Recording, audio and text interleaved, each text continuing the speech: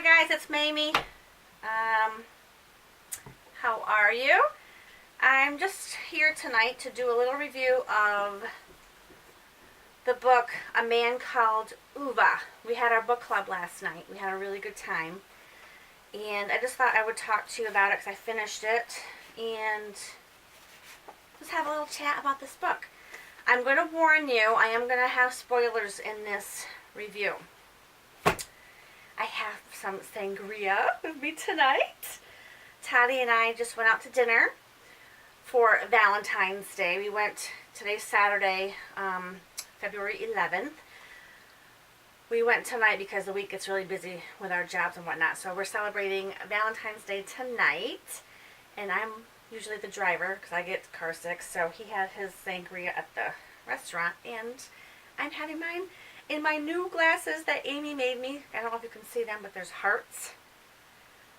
She painted them, the hearts on my glasses, so I'm so excited. I love them.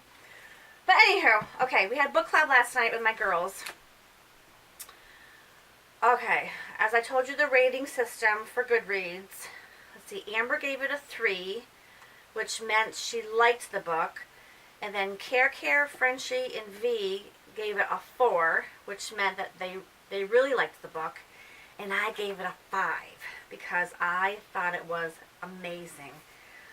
Frederick Bachman has the best sense of humor. Writing this was so good. I laughed at this book. I cried at this book. I thought it was so well written. Again, there's going to be spoilers in this, so if you haven't read it yet, then don't watch this. I don't want to ruin it for you. But I think most of you will know through other booktubers, this is about a man named Ove, and he is one of the biggest, he's such a grouch. He's very, very cantankerous. He's just awful to people. He thinks everybody's an idiot compared to him, you know. However, he has such a big heart. Alright, I don't want to ruin too much of it for you, but the premise of the story is these new people move into the neighborhood, and she is from Iran, married to an American man. She's pregnant. They already have 2 kids already. They move in next door to him, and she tries to befriend Ove, and he doesn't want anything to do with them at first, but they're trying to back up their trailer to the house, to their new house, and they hit his mailbox. So of course he has a fit and says, "Don't you know how to, back up a trailer? What kind of person are you?" So he's just being really rude and obnoxious. But he ends up helping them, and Parvana is the woman from Iran, the wife, and she always seems to come back to him. In other words, if it were me and somebody was really rude to me, I probably wouldn't, go back to their house, or I probably wouldn't keep going back for more abuse, technically. But she just doesn't seem to bother her. I don't know if it's with her culture or she's used to men treating her that way. I don't know.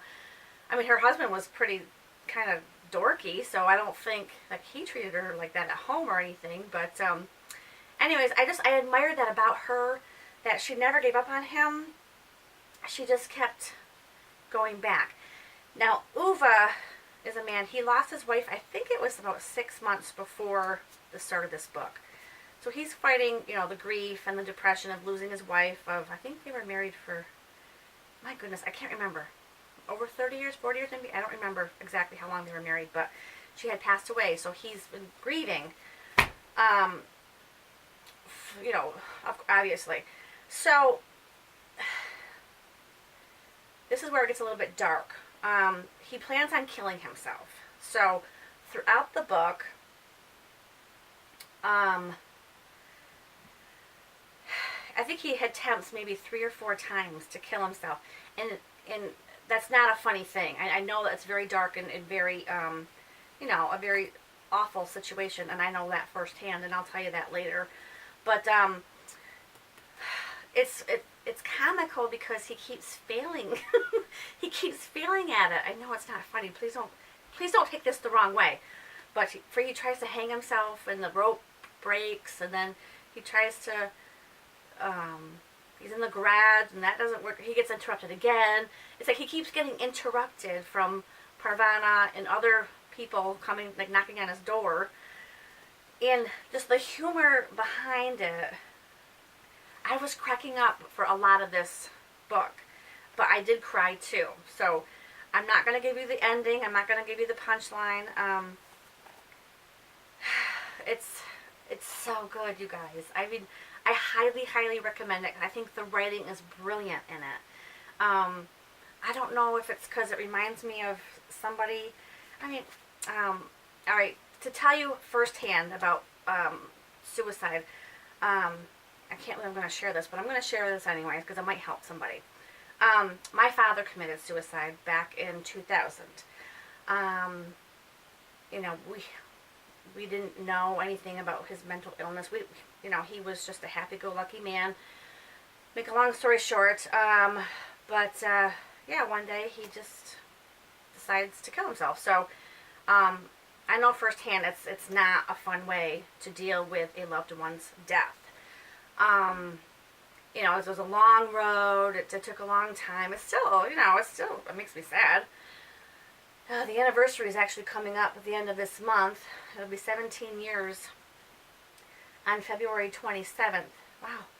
It's been a long time, 17 years, but some days it seems really fresh, and then some days it seems like I haven't seen him in like a lifetime. So it's very strange, but it's probably, in my opinion, one of the worst ways to deal with a loved one's, death, because it's so sudden, I mean, and it wasn't, I don't know, it just stinks. Like, I even say, like, to my husband all the time, like, I just wish he had a heart attack or something, Not that anybody's loved one's death is easier. I'm not saying it's easier, because grief is grief, and, pain is pain. It's all the same, in my opinion.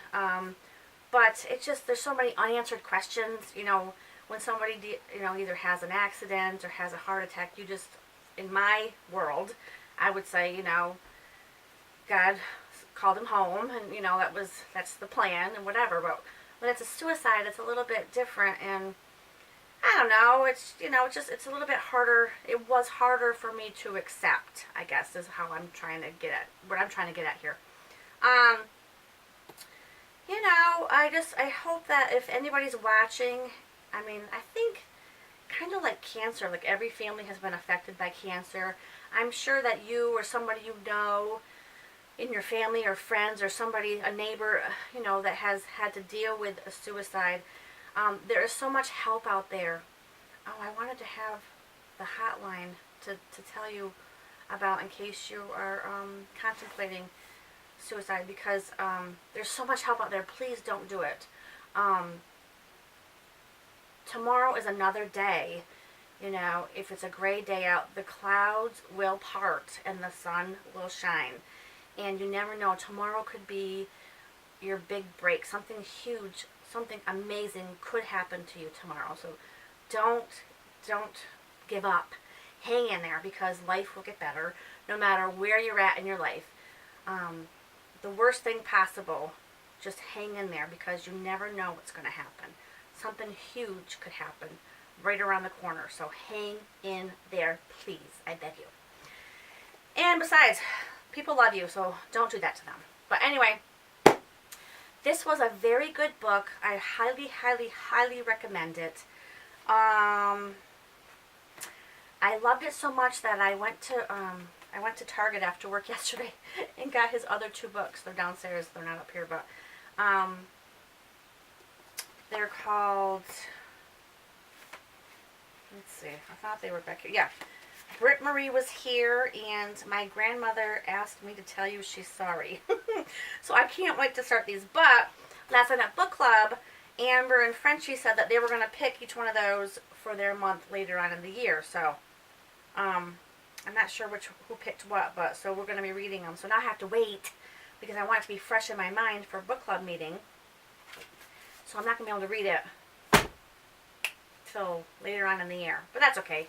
I have loads and loads of books that I want to read, so there's always something good to read. There's millions of books I want to read, so that's okay. I'll just have to put them on, unwillingly, put them on my to-be-read shelf, right? So I am reading this right now. I just started this last night. Commonwealth by Ann Patchett. I love Ann Patchett. I just started it. I'm only on page 16. I got a pedicure today, and I brought this while I was getting my pedicure, so don't know if you've read either one of these books, but if you did, I'd love to hear your comments. Let me know what you thought of this book. Give me a thumbs up, and I hope you enjoyed this, and I will see you next time. Have a good night, guys. Bye.